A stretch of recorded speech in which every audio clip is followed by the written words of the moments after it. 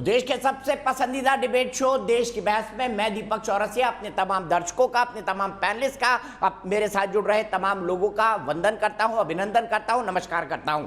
आप जानते हैं देश की बहस देश का इकलौता बहस का शो है जो अपनी दर्शकों की राय के आधार पर चलता है। आप ये भी जानते हैं दर्शकों की राय के आधार पर ही हम बहस का विषय चुनते हैं और आप ही की राय और आप ही के पॉइंट ऑफ व्यू से इस बहस को आगे बढ़ाते हैं। आज भी हमारे साथ पब्लिक का मंच होगा, कई सारे हमारे दर्शक जुड़ेंगे। शांतनु चैटर्जी कोलकाता से जुड़ेंगे, अर्पिता माथुर जयपुर से जुड़ेंगे, रोहित सिंह लखनऊ से जुड़ेंगे, विनीत शर्मा गाजियाबाद से जुड़ेंगे। साथ ही साथ सबसे पहले देख लेते हैं आज आपने किस मुद्दे को बहस का मुद्दा बनाया है। आज का मुद्दा है बंगाल के बाद चुनाव के बाद हुई पोस्ट पोल वायलेंस का, जिसमें भारतीय जनता पार्टी ने भी एक फैक्ट फाइंडिंग टीम भेजी थी जिसका आरोप है कि बिहार में राजनीतिक हिंसा हो रही है। एक 60 साल की महिला ने आरोप लगाया है सुप्रीम कोर्ट के सामने कि उसके पोते के सामने उसका बलात्कार हुआ। बंगाल में चुनाव के बाद हिंसा पर सुप्रीम कोर्ट आज सख्त हो गया है। क्यों सख्त हुआ है? 75% लोगों ने वोट देकर इसे ही बहस का मुद्दा बनाना चाहा है।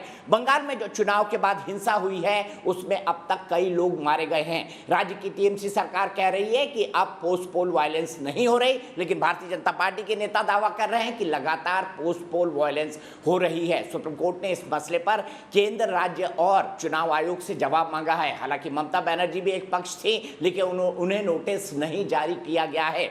क्या बंगाल में चुनाव के बाद हिंसा की एसआईटी से जांच होगी? सुप्रीम कोर्ट को यह फैसला करना है, क्या होना चाहिए नहीं। आज बहस का यही मुद्दा होगा, लेकिन सबसे पहले देख लेते हैं आज दिन भर क्या हुआ सुप्रीम कोर्ट के अंदर।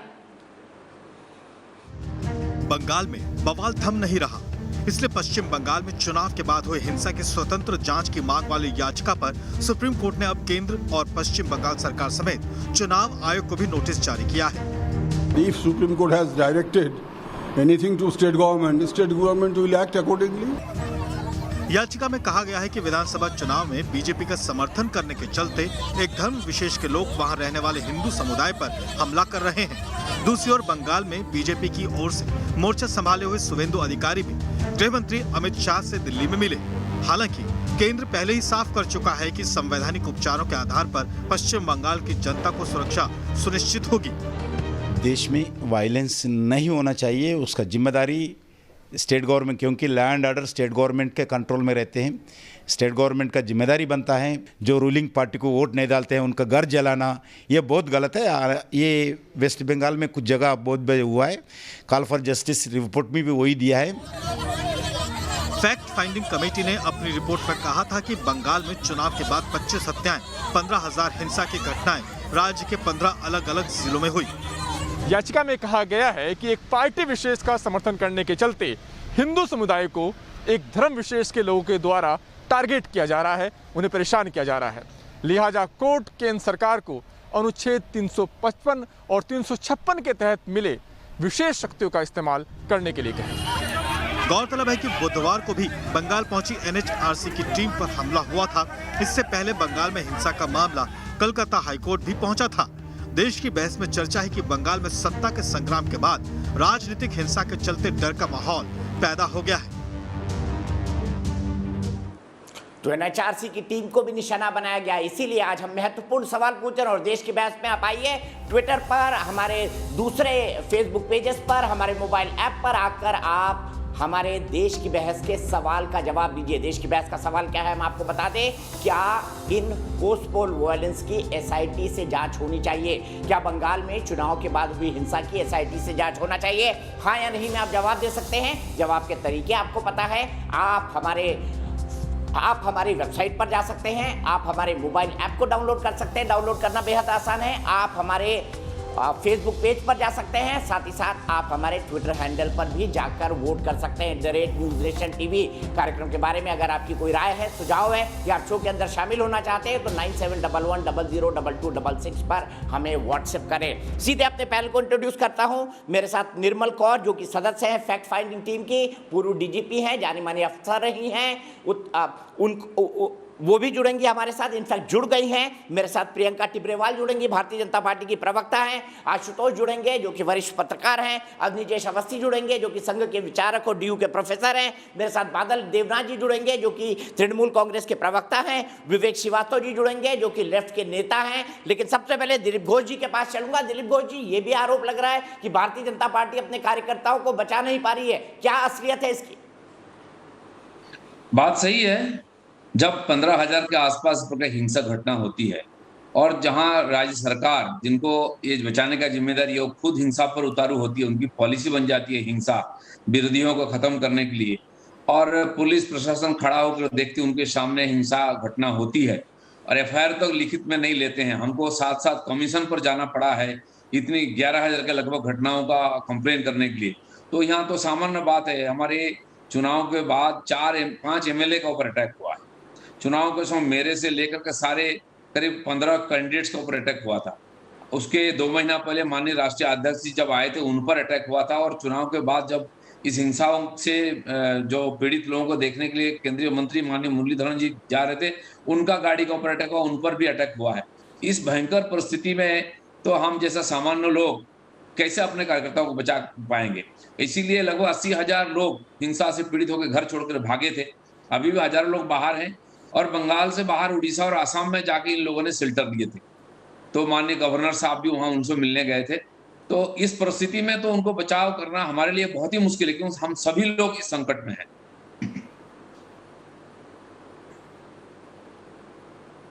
ये बताइए सर, क्या ये हिंसा पूर्व नियोजित थी? आपको क्या लगता है, क्या इसको प्लान किया गया था और लोग आइडेंटिफाई किए गए थे और उसके बाद उनको निशाना बनाया गया? ना देखिए, हिंसा तो एक दिन नहीं है, चल रहा है 2 महीने से अभी तक चल रहा है, और वो योजना बना करके ही हो रहा है। दूसरे जगह से लोगों को बुला करके गांव को लूटा जा रहा है, तोड़ा जा रहा है, आग जलाया जा रहा है। और ये चुनाव के साथ या तो राजनीति के साथ हिंसा बंगाल में कोई नई बात नहीं है। पिछले 3 साल पहले पंचायत चुनाव हुआ था यहाँ, उस समय भी इस प्रकार घटना हुई थी। उस समय से हम मुख्य विपक्षी के रूप में यहाँ उभर के आए हैं, और उस समय लगभग 34% से ज्यादा सीट में नॉमिनेशन करने नहीं दिया गया, और उसके बाद भी हम लोग करीब 6,500 सीट जीते थे जो पंचायत का। उसमें 2,100 चुने हुए प्रतिनिधि को गांव छोड़कर भागना पड़ा था, उनको ऊपर अत्याचार हो रहा था, घर तोड़ दिए थे। और उसमें चारों प्रदेश हमारे बॉर्डर में जो उड़ीसा, बिहार, झारखंड और आसाम में उनको रखने के लिए हम मजबूर हुए थे 2-2, 3-3 महीना तक।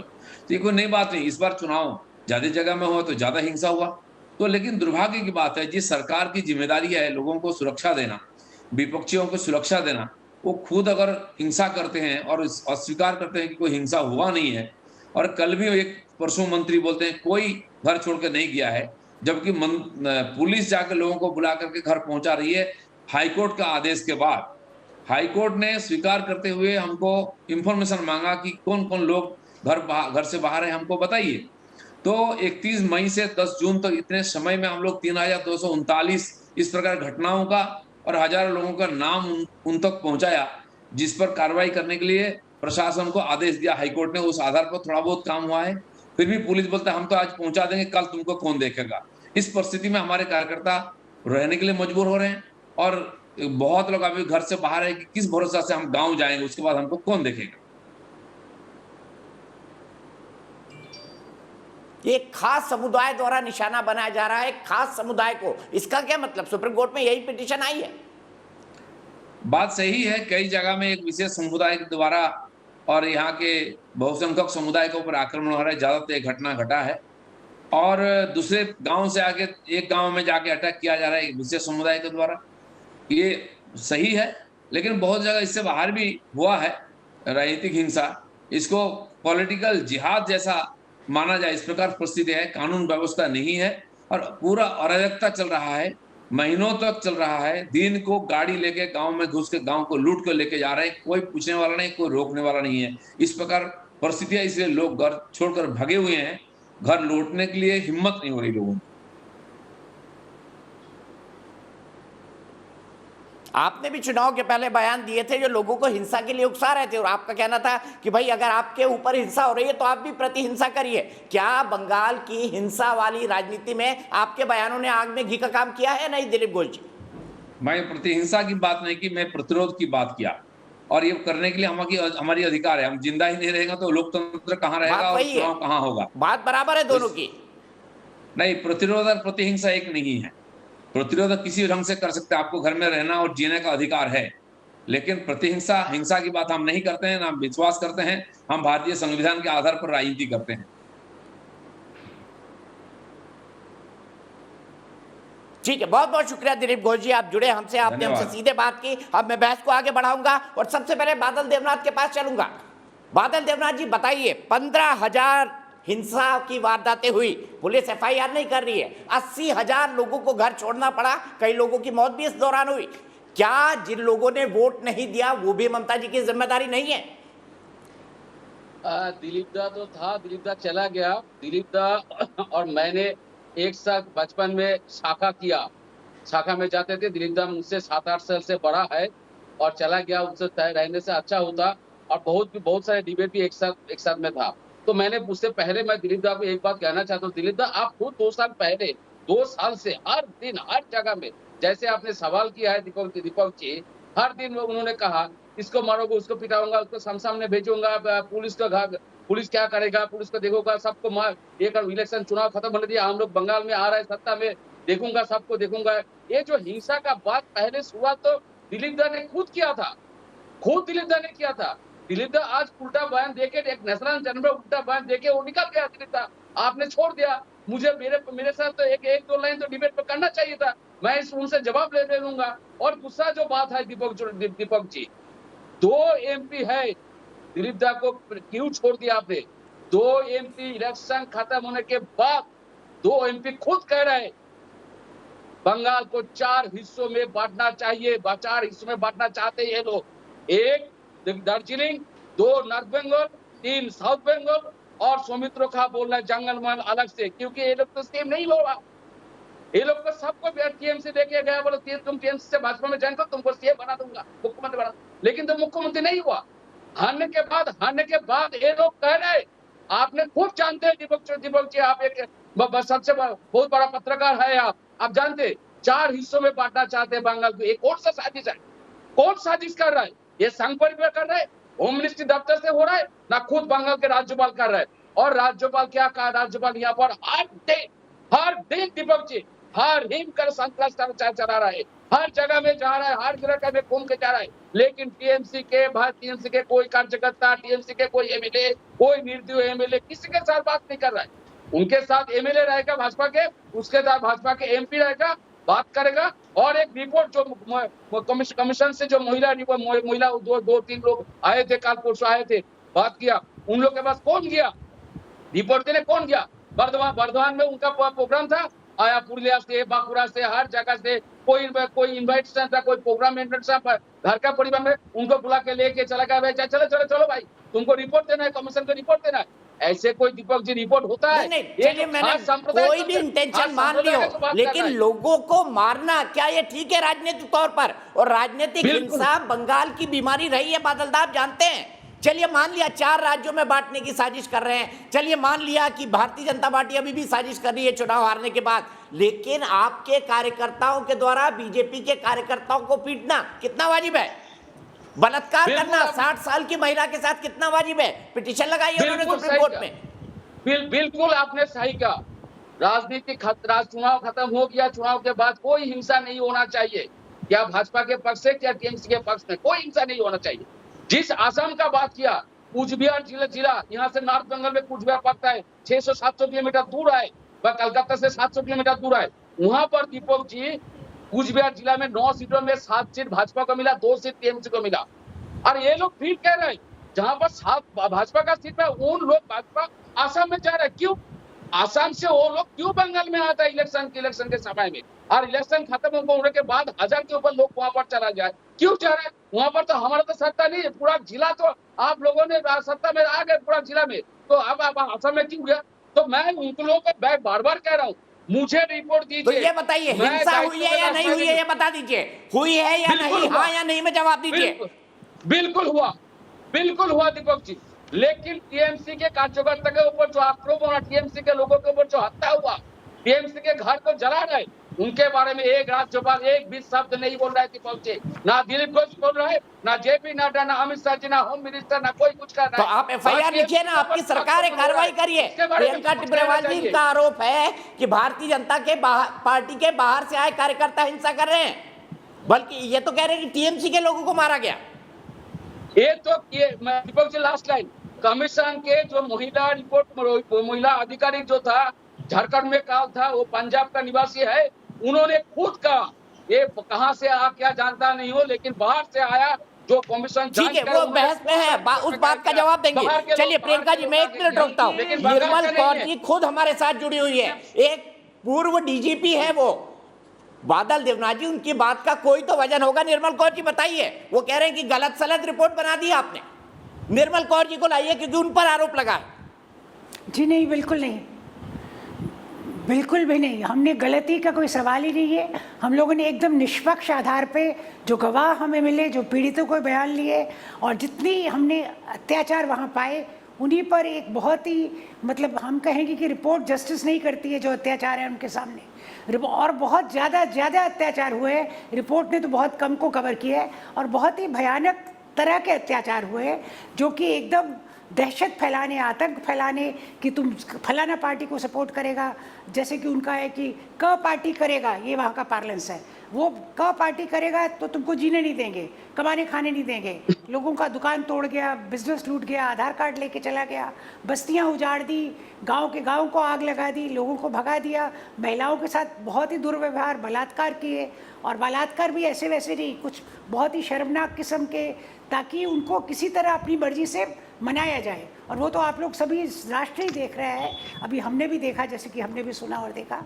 अभी हाल की बात है, वो क्या चाहते हैं कि सब लोग उसको छोड़ के इन्हीं की पार्टी के सामने नतमस्तक हो जाए। अभी भी देख रहे हैं जैसे कि सिर बुड़ा रहे हैं, झंडा दे के सबको भेज रहे हैं कि जाइए आप हमारी पार्टी का झंडा लीजिए, जाइए लगाइए। ऐसे ज़बरदस्ती राजनीति में नहीं की जाती है, और प्रजातंत्र में तो बिल्कुल ही ज़बरदस्ती का, जोर ज़बरदस्ती का कोई स्थान नहीं है। आप स्वेच्छा से अपनी विचारधारा के आधार पे, अपने विकास के कार्यक्रम के आधार पे आप अपने फॉलोअर्स बनाइए। और अभी भी कुछ केस इन्होंने अनमने भाव से जो किए, अभी बहुत लेट आके इन लोगों ने जो केस दर्ज किए और उनमें जो गिरफ्तारियाँ कर रहे हैं, वो ऐसे गिरफ्तारियाँ कर रहे हैं कि जो छोटे मोटे लोग हैं उनकी गिरफ्तारियाँ कर रहे हैं। जब तक आप मास्टरमाइंड की नहीं करेंगे, देखिए जिस दिन इनकी 4 भी असली गिरफ्तारियाँ हो गई, ये सारे कांड रुक जाएंगे। इन्होंने असली जो पीछे जो किंग पिन है, जो मास्टरमाइंड है, मैं तो आपको 4-5 नाम आप कहें तो अभी दे दूं, उन 5 की कर लीजिए ना। देखिए अगर सच्चे मन से आपने उन 5 की, अगर सरकार विधि व्यवस्था बनाने के इंटरेस्ट में उन 5 लोगों को गिरफ्तार कर ले तो आज ये हिंसा रुक जाए। ये कह रहे हैं मैं पंजाब से आई हूँ, पंजाब से आऊँ या कहीं से भी आऊँ, आईपीसी और सीआरपीसी मुझे मालूम है, देश का कानून संविधान मालूम है, और उसी के आधार पे काम करना चाहिए पुलिस को, चाहे वो किसी भी पार्टी की सरकार रहे। देखिए सिविल सर्विस का मतलब क्या है, सिविल सर्विस किस लिए बनी गई है? बिल्कुल सही कहा निर्मल जी आपने, सरकार जो बिल्कुल सही कहा, पार्टी जिसकी सरकार रहती है, बिल्कुल सही कहा। बादल दा मैं आपके पास आऊंगा, लेकिन उससे पहले आशुतोष जुड़ चुके हैं मेरे साथ। सर्विस का काम है। ठीक है निर्मल जी, मैं आपके पास फिर आऊंगा, बहुत वक्त है हमारे पास बहस का। आशुतोष बताइए, कितने बादल देवनाथ सच्चे लगते हो, कितनी निर्मल कौर जी बताइए, आपका विश्लेषण क्या कहता है? बंगाल में राजनीतिक हिंसा की परंपरा है, करना नहीं है। 10 second Deepak ji, 10 second time दीजिए। ठीक है, बिल्कुल सही निर्मल जी, फिर आता हूँ आपके पास। आशुतोष, बादल दा आऊंगा आपके पास, फिर आऊंगा आशुतोष के बाद। मैं एक बात और कहना चाहूंगी, इसमें कोई दो राय नहीं है कि पश्चिम बंगाल में राजनीतिक हिंसा की एक पूरी विरासत है, और उसमें किसी एक पॉलिटिकल पार्टी को जिम्मेदार ठहराना ठीक नहीं। जब लेफ्ट फ्रंट की सरकार थी उस वक्त भी हिंसा होती थी, उसके पहले कांग्रेस की सरकार थी तब भी हिंसा होती थी, आज तृणमूल कांग्रेस की सरकार है उस वक्त भी हिंसा हो रही है। और सिर्फ एक पॉलिटिकल पार्टी के बारे में अगर आप कहेंगे कि सारी हिंसा सिर्फ तृणमूल कांग्रेस की तरफ से हो रही है और भारतीय जनता पार्टी बिल्कुल पाक साफ है, तो ये बात ठीक नहीं है। मैं आपको छोटा, अभी दिलीप घोष जी सामने थे, अगर मुझे मौका मिलता तो मैं उनसे सवाल पूछता कि जिस तरीके का बयान वो लगातार चुनाव के पहले वो देते रहे, मेरे पास 9 सितंबर 2000 मैंने पूछा था एक बयान है जिसमें मैं अंग्रेजी में है, जाहिर सी बात उन्होंने बंगला में बोला होगा, मेरे पास तो अंग्रेजी मिला है, जहां पर उन्होंने साफ तौर पे कहा है कि हाथ पैर तोड़ दिए जाएंगे और शमशान घाट जाना पड़ेगा अगर कोई जिम्मेदार पद पे बैठा हुआ व्यक्ति पब्लिक रैली से अगर इस तरीके की भाषा का इस्तेमाल करता है। और ये पहला भाषण नहीं था, इसके पहले भी उन्होंने बातें की थी। उसके बाद अगर आप देखें 9 दिसंबर को भी उन्होंने इस तरीके की बात की, अप्रैल के महीने में उस तरीके की बात की। तो दिलीप घोष लगातार ऐसी हिंसा भड़काने वाली भाषा का इस्तेमाल कर रहे थे। तो अगर आप न्याय मांगने जा रहे हैं तो you should go with a clean hands. अगर आप खुद हिंसा भड़काने की बात करते हैं तो जाहिर सी बात है आपको फिर दूसरे पर आरोप लगाने का अधिकार नहीं है। मैं फिर इस बात को कहना चाहता हूं कि पश्चिम बंगाल में चाहे सिद्धार्थ शंकर रे की सरकार हो, चाहे नक्सलबाड़ी के जमाने की बात हो, चाहे ज्योति बसु की सरकार हो, चाहे बुद्धदेव भट्टाचार्य की सरकार हो, हर समय राजनीतिक हिंसा हुई है। और जिन लोगों ने अभी जैसे आपके दिलीप घोष आपके टीवी चैनल पे आके कह के जा रहे हैं कि एक समुदाय विशेष के लोग हिंसा करते हैं, आप कहना क्या चाहते हैं? अगर हिम्मत है तो साफ बोलिए ना। तो इस तरीके से आप हर चीज को सांप्रदायिकरण करना चाहते हैं, हर चीज को हिंदू मुसलमान के नक्शे से देखना चाहते हैं। आप इस देश के एक अल्पसंख्यक समुदाय को विशुद्ध तौर पर आप गुंडा और मवाली घोषित करना चाहते हैं। ये कौन सी ये भी तो आपत्तिजनक बात है। इसका मतलब साफ है कि अगर आप राजनीति करनी है, अगर आप सांप्रदायिकता, बीजेपी का ट्रैक रिकॉर्ड है सांप्रदायिकता का। ठीक है, वैलिड पॉइंट। इसी का जवाब प्रियंका टिब्रेवाल से। प्रियंका जी, आपको भी लग रहा था कि आप सरकार में आ जाएंगे, उकसाने वाले बयान आपके नेताओं के थे। अब जब प्रतिहिंसा हो रही है तो फिर शिकायत क्यों? देखिए, मैं फिर कहूंगी कि प्रतिहिंसा के लिए कोई बयान नहीं दिए गए, लेकिन अन्याय जब हो तो उसे सहना भी पाप है, उसके लिए आवाज उठानी चाहिए और वही आवाज हमने उठाई है। दूसरी बात, अभी मैंने सुना आशुतोष जी कह रहे थे कि उन्होंने ऐसी बयानबाजी की या हिंसा की। आप दोनों चीजों से एक चीज को प्रूफ करिए। अगर हिंसा की तो पश्चिम बंगाल में सरकार तृणमूल कांग्रेस की है, क्यों उन्होंने कोई स्टेप नहीं लिया? लॉ एंड ऑर्डर सब उनके हाथ में है, पुलिस वे चलाते हैं, फिर क्यों नहीं हम लोगों को जेल में बंद कर दिया? क्योंकि हिंसा हमने नहीं की, हम हिंसा के शिकार हुए हैं। दूसरी बात, उन्होंने कहा बयानबाजी से लोग भड़क गए। बयानबाजी से अगर कोई भड़कता है या बयानबाजी करने के लिए अगर कोई सजा दी जाती है तो आप डेफमेशन का केस करिए, आप कानून व्यवस्था के हिसाब से चलिए। मगर आप लोगों ने ये नहीं किया। आप लोगों ने जीत के बाद क्या किया? यहाँ पर प्रतिशोध किया, आपने यहाँ बदला लिया और रिवेंज हो रहा है और सरकार बैठ करके तमाशबीन की तरह यहाँ तमाशा देख रही है। देखिए, ये मैं नहीं कह रही, ये वो रिपोर्ट कहती है जो कलकत्ता हाईकोर्ट में फाइल हुई है। और रिपोर्ट को फाइल किसने किया? West Bengal state legal service authority, कोई सेंटर की एजेंसी नहीं है, ये वेस्ट बंगाल की स्टेट लीगल सर्विस अथॉरिटीज में आती है। इन्होंने अपनी रिपोर्ट कलकत्ता हाईकोर्ट में फाइल करते हुए कहा कि 5 हेड्स में हिंसा हो रही है यहाँ पर, और क्योंकि उनके पास 3245 कंप्लेन आई, जिनको उन्होंने जो है ग्रुपिंग करके डिवाइड किया। प्रॉपर्टी वैंडलिज्म जो हुआ, लोगों को जो डराया गया, घरों से निकाल दिया गया, गवर्नमेंट को प्रेस करना चाहिए। सेक्सुअल असॉल्ट, अगर ये सच है तो आपको तो स्टेट गवर्नमेंट को तो प्रेस करना चाहिए। ग्रैबिंग ऑफ प्रॉपर्टीज, यानी जो जिन लोगों की प्रियंका जी, फिर तो आपको तारीफ करनी चाहिए ना स्टेट गवर्नमेंट की। यहाँ स्टेट गवर्नमेंट जो है वो कुछ है ही नहीं, वो कुछ है ही नहीं, क्योंकि वो ये सोच के रखी है तो सेंट्रल गवर्नमेंट ही है। डेमोक्रेसी मर गई है। मैं आऊंगा विवेक जी, आप ही के पास आऊंगा। प्रियंका जी को खत्म कर लेने दीजिए, 30 सेकंड और। कॉन्ट्रडिक्टरी बातें बोल रही है भाई, कॉन्ट्रडिक्टरी बातें हो रही है। ऐसा है कि ये जो है बीच में चिल्ला करके आप बोल क्यों रहे हैं साहब? आपका तो क्या कॉन्ट्रडिक्टरी है? विवेक जी वो अपनी बात कह रही है, खत्म करिए। प्रियंका जी खत्म करिए अपनी बात, मैं विवेक जी के पास जाऊंगा। विवेक जी बताइए, क्या कॉन्ट्रडिक्टरी बात है? सरकार खुद मान रही है हाई कोर्ट में कि हिंसा हुई है, बताइए विवेक जी। और ये बीज तो आपने बोया है ना, माओवाद के नाम पर, नक्सलवाद के नाम पर, अरे प्रियंका जी सुन लीजिए, संघर्ष के नाम पर, नक्सलवादी के नाम पर। सुनिए सरकार आतंकी सरकार है जो नेशनल, सभी आतंकी हैं। एक आपको छोड़ के, केंद्र सरकार को छोड़ के, जहां नॉन बीजेपी गवर्नमेंट्स हैं वो सब आतंकी हैं, सब नक्सली हैं, सब खालिस्तानी हैं। बॉर्डर पे बैठा दिल्ली के किसान भी खालिस्तानी है। पहले नक्सली था, अब खालिस्तानी है। बाद में पता नहीं आप क्या घोषित करेंगे, उसको तो छोड़िए। अब आप आइए, जिनको आप चुनाव की समय पैसे देकर के पश्चिम बंगाल में बुलाते हैं। बिल्कुल राकेश टिकैत भी खालिस्तानी है, हरियाणा के किसान खालिस्तानी है, पश्चिमी उत्तर प्रदेश का जाट खालिस्तानी है ना, पश्चिमी उत्तर प्रदेश के जाट और गुर्जर भी खालिस्तानी हो गए, आधा हिंदुस्तान खालिस्तानी है। बंदूक चला बस एक आप दूध के दूल्हे हैं भाजपा वाले। पश्चिम बंगाल में रहते हैं, पश्चिम बंगाल से आपको कोई लेना देना नहीं। एक 60 साल नहीं, अरे हमें पूरे देश से लेना देना है, आप टेंशन मत लीजिए, हमें पूरे देश से लेना देना है। किया जाता है आपके दिलीप घोष नहीं निकलता, आप हाथरस में भी मुझसे डिबेट कर सकती हैं। तृणमूल कांग्रेस के नए प्रवक्ता विवेक श्रीवास्तव जी, आप बताइए, आप क्यों डिफेंड कर रहे हैं तृणमूल सरकार को? हिंसा का बीज आपने बोया है। अरे भाई यहाँ 3 लोग बोल रहे हैं, मुझे बोलने दीजिए। राजनीतिक स्वार्थ के लिए अरे सुनिए प्रियंका जी, कोई राजनीतिक स्वार्थ नहीं है। बोलने दीजिए विवेक को, प्लीज विवेक जी बोलिए, विवेक जी बोलिए। पर बताइए हिंसा के बीज क्या आपने नहीं बोया है? क्या लेफ्ट पार्टी ने राजनीतिक हिंसा का बीज नहीं बोया है? उसके बाद बादल देवनाथ और अवनी जैसा हमने कोई बीज नहीं बोया। वर्कर्स, लेबर क्लास लोग, मजदूर और किसानों की राजनीति करती है। बबूल का आम कहां से खाए विवेक श्रीवास्तव जी? नहीं, मैं भी यही कहने जा रहा था सर, मैं भी यही कहावत कहने जा रहा था, लेकिन दिलीप घोष के लिए कहने जा रहा था कि जब आकर के जनता को इंस्टिगेट करोगे, अपनी पार्टी के कार्यकर्ता को इंस्टिगेट करोगे जो जूनियर लेवल पे आपसे जुड़े हैं, और उनको बोलोगे कि जाओ पहुंचा दो शमशान घाट पे, तो आप क्या चाहते हैं? जय श्री राम का नारा जो पूजनीय होना चाहिए, जय सीताराम जो पूजनीय होना चाहिए, आप तो उसको ललकार लेकर के, त्रिशूल लेकर के अटैक करने लगे लोगों को, और आपने तो चैलेंज करना शुरू कर दिया, और सांप्रदायिकता की एक राजनीति आपने शुरू कर दी। आप देखिए जो लोगों आप तो चाहते थे दंगे हो, आप तो चाहते थे दंगे हो।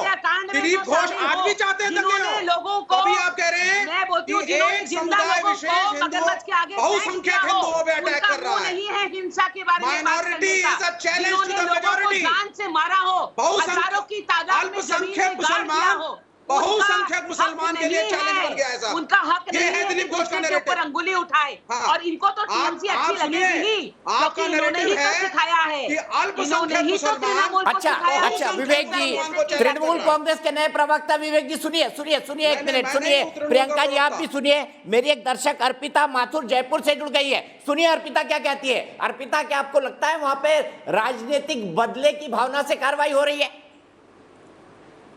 जयंत दीपक जी, बिल्कुल लगता है, ये बिल्कुल स्पष्ट है, और देखा जाए तो बोलने के लिए कुछ रह ही नहीं गया है।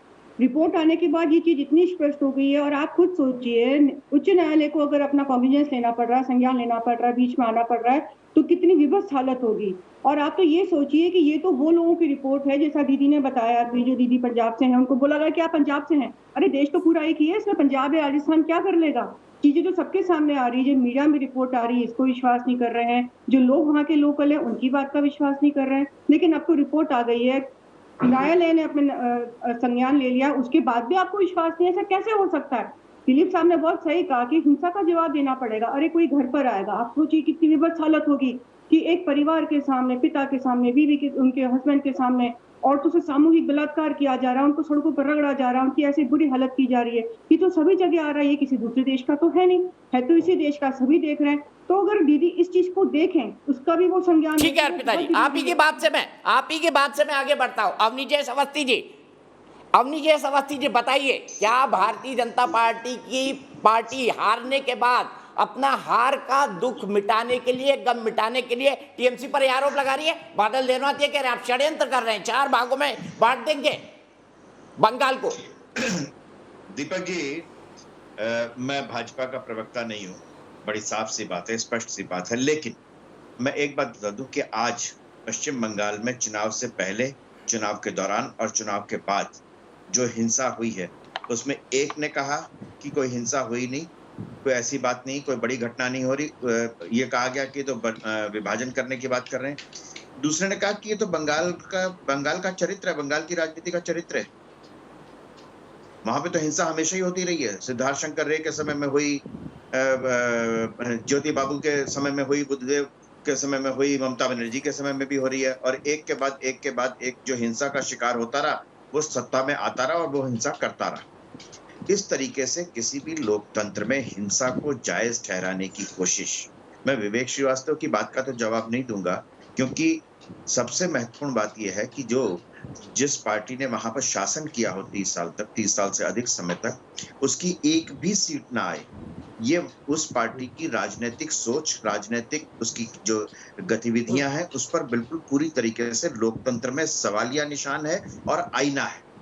मुझे तो लगता है कि शायद विवेक श्रीवास्तव या उनकी पार्टी के लोगों को बोलना नहीं चाहिए उस चुनाव में हार के पश्चात एक भी सीट न जीतने। हार और जीत का मतलब ये नहीं कि आपको आपकी मनमानी करने देंगे। देखिए भैया, हार और जीत का मतलब नहीं आपको मनमानी करने देंगे। अच्छा, आपके बीच में बोला था मैं, आपके बीच में बोला था, बीच में नहीं बोले थे, लेकिन आप निरर्थक बोल रहे हैं। तो फिर आप चुप रहिए ना, आप चुप रहिए, फिर मेरी बात निरर्थक बोल रहे हैं। आपको टाइम मिलेगा, उसके बाद आपको टाइम मिलेगा। मुझे मालूम है कि जब आदमी एक भी सीट आपकी रूह कांप जाती है जब किसानों के बीच में लाल झंडे दिखते हैं आपको, रूह कांप जाती है आपकी। तब आप कहते हैं कि लाल झंडे दिख रहे हैं। पहले भी कहा है कि इस आदमी का जब घेर के रखा है दिल्ली को, तब आपको लाल झंडा नहीं दिख रहा, और आप वजूद की बात कर रहे हैं। अरे पश्चिम बंगाल में लाल झंडे उठाने वाले कहाँ गए भाई विवेक श्रीवास्तव जी? झंडे का वजूद पता चलेगा। सबको अपने दिल्ली के बॉर्डर पे भेज दिया। पश्चिम बंगाल में लाल झंडे दिखाने वाले कहाँ गए? वहां भी दिखेंगे, केरल में दिखे, बंगाल में भी दिखेंगे, और बिहार में भी दिख जाते दिखेंगे। अगर हमले से सरकार न बनाते एनडीए वाले। 5 साल कम से कम आत्मनिरीक्षण उसकी करिए। चिंता मत करिए आप। कम से कम सोचिए कहाँ भूल हुई, कहाँ चूक हुई, समाज में चेंज नहीं ला पाए। हमारा दीपक जी, फिलहाल तो विधानसभा में बदलाव लेफ्ट करेगा, सामाजिक बदलाव लेफ्ट करेगा। ठीक है, ठीक है, एक मिनट रुकिए।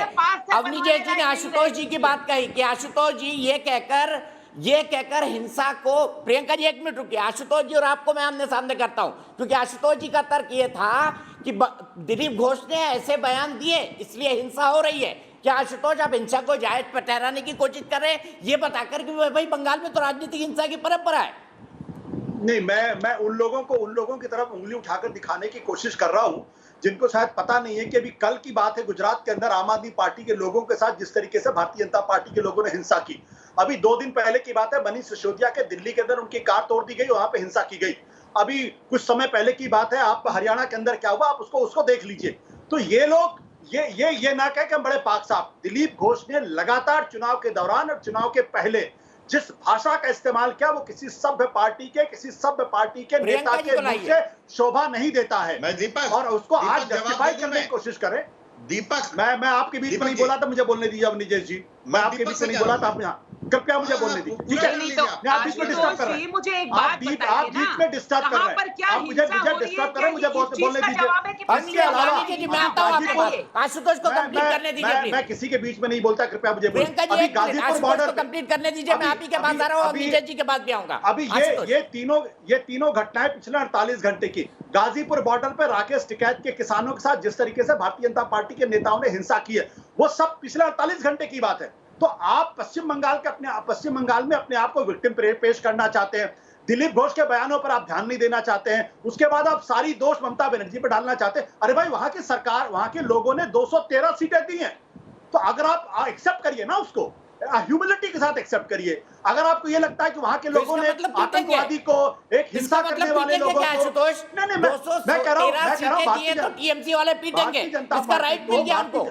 भारतीय जनता पार्टी को इज्जत के साथ भारत के लोगों के द्वारा दिए गए जो मैंडेट है उसको सम्मान करना चाहिए।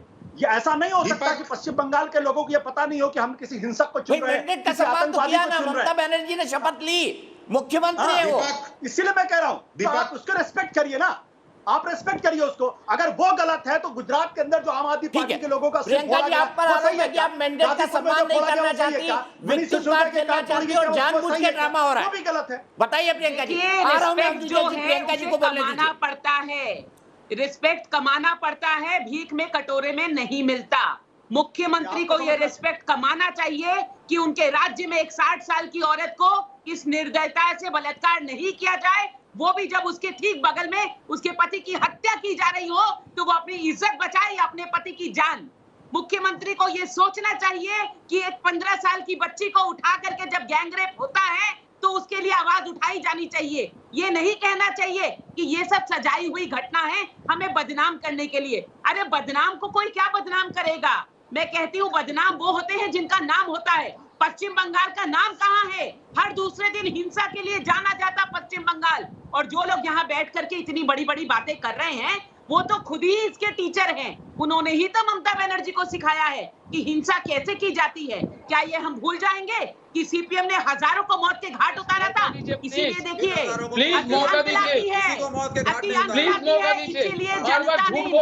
मजदूरों को और किसानों के आंदोलन किए हैं, टक्कर लिए प्रियंका आपने अपनी बात कही, सुनिए एक मिनट, विवेक श्रीवास्तव जी आऊंगा। बादल देवनाथ जी बताइए, एक 60 साल की महिला के साथ बलात्कार तब होता है जब उसके पति को मारा जा रहा है। एक 15 साल की बच्ची के साथ गैंग रेप होता है। ये घटनाएं हुई है। निर्मल कौर जी भी इसकी तस्दीक करेंगी। बताइए क्या जवाब है? क्या इसके लिए चुना गया है ममता बनर्जी सरकार को? बताइए। पहले दीपक जी, मैं निर्मला जी से माफी मांगना चाहता हूँ। बादल देवनाथ जी इन 2 घटनाओं के बारे में बताइए। प्लीज मैं बोल रहा हूँ, मैं मुझे बोलने दीजिए। निर्मला जी, मैंने पहले आपको पहचाना निर्मल नहीं, कौर जी को भी दिखाइए। हाँ, मैंने आपको पहचाना नहीं, मैं आपसे माफी मांगता हूँ। और पंजाब का जो बात किया, पंजाब का मतलब पंजाब के लोगों के साथ मेरा बहुत रिलेशन है, बहुत सारे लोगों के साथ रिलेशन है। मैंने ऐसे नहीं कहा, आपका रिपोर्ट देखने के बाद मैंने कहा, आपने खुद कहा था मैं पंजाब से हूँ, झारखंड में थे, वहां पर प्रेस कॉन्फ्रेंस कर रहे थे झारखंड से, इसलिए मैंने कह दिया। मैंने आपके लिए कोई ऐसा टिप्पणी नहीं किया। पंजाब लोग, आप महिला है, मैं सम्मान के साथ आपको मैं कहना चाहता हूँ। दूसरा, निर्मला चीज और भी सुन लिए, आप एक दिन में पूरा बंगाल का रिपोर्ट कैसे ले लिया? तीसरा बात है, ये जो मैं प्रियंका जो बोल रहा है, हर दिन उनके साथ मेरा डिबेट होता है, 15 साल का लड़की का बलात्कार हुआ, कहां पर हुआ? ये 60 साल का महिला का बलात्कार हुआ, कहां पर हुआ? कहां पर हुआ? बंगाल के लोग, बंगालियों को, पूरा बंगाली विश्व में महिला को सम्मान करता है निर्मला जी। हर एक भी बंगाल में कोई जगह पर देखिए रेप होता है निर्मला जी। बंगाल के यूपी में जैसे होता है, यूपी में जैसे दलितों के ऊपर रेप होता है, हर जगह में होता है, लेकिन बंगाल में सुनते बंगाली लोग, उसका जो भद्र लोग कहते, बंगाली लोग कोई क्रिटिसाइज महिला के ऊपर नहीं करता है। आपने एक दिन नहीं, 7 दिन रहे, मैं आपको पूरा बंगाल घुमाऊंगा, और सिर्फ टीएमसी नहीं, पूरे आम पब्लिक के साथ घूमूंगा। बंगाली लोग ऐसा नहीं करता है, एक पूरे विश्व में महिला को माँ सम्मान देखते हैं और माँ का आराधना करते हैं बंगाल के लोग। यानी ये फिर झुठला रही है, यानी ये फिर सर्च कर करके और ये इंफॉर्मेशन निकाल रही है बीजेपी की प्रवक्ता। प्रियंका जी, मैं आपके पास आऊंगा, लेकिन बात निर्मल कौर जी की, उनको जवाब देने दीजिए। बादल देवनाथ जी कंप्लीट करेंगे, उसके बाद प्रियंका जी। एक मिनट सुनिए, बादल देवनाथ जी, आपने अपनी बात कंप्लीट की। आपने कहा 60 साल की महिला के साथ बलात्कार नहीं हुआ, 15 साल की बेटी के साथ बलात्कार नहीं हुआ। निर्मल जी, मुझे बताइए, अब आप बताइए, आप पूर्व डीजीपी रही हैं, आप निस्संदेह आईपीसी सीआरपीसी सब जानती होंगी। बादल देवनाथ कह रहे हैं एक दिन में आपने रिपोर्ट बना दी। दूसरी बात, क्या ये 60 साल की महिला और 15 साल की बेटी जिसका प्रियंका जिक्र कर रही है, क्या ऐसा कुछ हुआ है? बताइए। कई दिनों तक बिल्कुल हमने एक दिन में रिपोर्ट बिल्कुल नहीं बनाई है। हमने पीड़ितों के बयान दिनों दिन लिए हैं, सप्ताह भर या उससे भी ज्यादा लिए हैं, और बहुत सारे लोगों के हमने पर्सनली एग्जामिन किए, और ये सब लोगों के नाम और ब्यौरे सबके हमारे पास है। उन लोगों के पास आपने किया, कृपया मुझे बोलने दें, जितना प्लीज आप मुझे बोलने दें। ना बादल दा बोलने दीजिए, मैं आपके पास बिल्कुल आऊंगा। निर्मल जी को अपनी बात कंप्लीट करने दीजिए, मैं आपके पास जरूर आऊंगा। प्रियंका भी कुछ बता रही है, आप और प्रियंका जरूर बहस करेंगे। निर्मल जी को कंप्लीट करने दीजिए प्लीज। जो झमेला चल रहा है, हिंसा हो रहा है, उन लोगों के पास गया, आपने तो नहीं किया टीएमसी का। आप बिल्कुल मुझे बोलने का मौका दीजिए। बिल्कुल दूंगा मैडम, बिल्कुल दूंगा। बादल दा प्लीज बोलने का मौका दीजिए उनको। बादल दा प्लीज, सम्मान के साथ कह रहा हूँ। निर्मल जी बोलिए।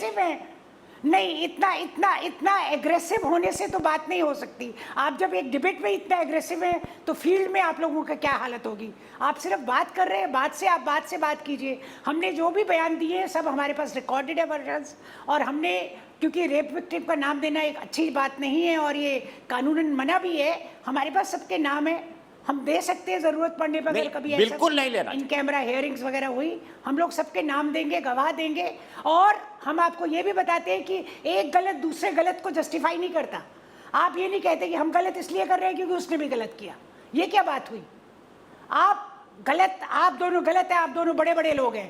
पिस कौन रहा है? आप और निरीह जनता, जिसका पुलिस को या प्रशासन को जिसका पहला काम है कि उसको सुरक्षा दे। बंगाल के स्वामी विवेकानंद जी ने क्या कहा है कि समाज का हर आदमी जो बड़ा है उसका ये फर्ज बनता है कि अपने से कमजोर का लालन पालन करे, अपने से कमजोर की रक्षा करे। और बंगाल के विवेकानंद जी ने ऐसा कहा, और आप लोग वहाँ पर बड़े बड़े लोग लड़के और गरीब जनता को पिसवा रहे हैं बीच में। उनके ऊपर क्राइम हो रहा है, और क्राइम भी छोटा मोटा नहीं, मतलब उनकी आपने आजीविका छीन ली, उनके आने जाने के साधन ध्वस्त कर दिए, उनके सब आइडेंटिटी प्रूफ्स ले लिए, और सबसे बड़ी समस्या जो आप अपनी नहीं देख पा रहे, आप दिलीप घोष के कम्युनल स्टेटमेंट को सपोर्ट करती हैं क्या? एक मिनट, निर्मल कौर जी, मेरा प्रश्न सुनिए जरा। नहीं, किसी कम्युनल स्टेटमेंट की बात नहीं। आप देखिए, मेरी बात सुनिए, कम्युनल की बात ही नहीं। इसमें कम्युनल क्या होता है? अरे भाई, हमारी 25 खतरा है। कम्युनल क्या होता है? क्या आप अल्पसंख्यक की बात करते हैं? एक साथ सब मत बोलिए, पहले बादल देवनाथ बोलेंगे, फिर विजय की बात तो आएंगे। निर्मल जी, आपकी बात कंप्लीट करिए। जब 0.2% से 0.2% ऑफ द वोटर से या 1% से कम से आपने कितनी सीटें इस बार एमएलए जीते हैं बताइए?